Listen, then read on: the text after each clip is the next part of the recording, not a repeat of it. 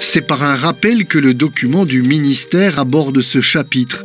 Dans l'hypothèse d'un résultat contesté, l'État a souhaité anticiper de possibles troubles à l'ordre public et réaffirme son autorité.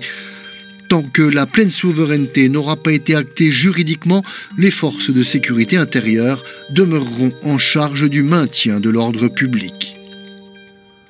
Au sujet d'une partition du territoire, c'est juridiquement impossible.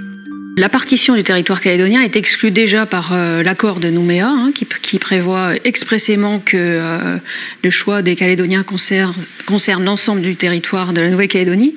Et puis, c'est aussi contraire au processus de décolonisation tel que prévu par les Nations Unies.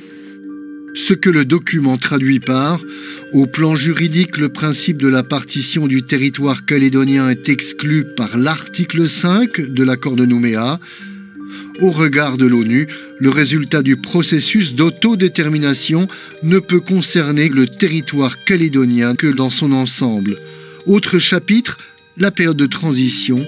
De quoi s'agit-il ? C'est la période qui permet, avant le transfert effectif de la souveraineté, d'organiser le nouvel État, d'organiser les transferts de compétences, en particulier les compétences régaliennes. Donc il est indispensable qu'il y ait une période de transition pour ne pas tomber dans le chaos.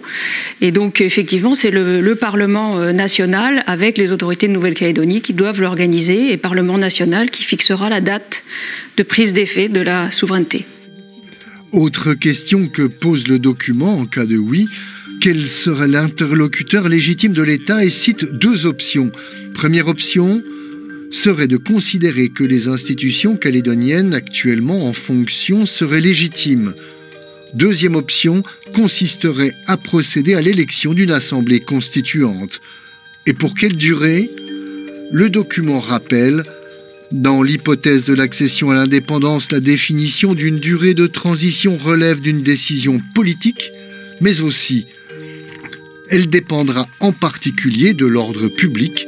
Un contexte d'instabilité ne permettrait pas d'envisager une transition longue. Le titre juridique de la France à intervenir en Nouvelle-Calédonie sera de plus en plus fragile. Donc à ce moment-là, effectivement, la France peut décider de précipiter un petit peu le transfert de souveraineté.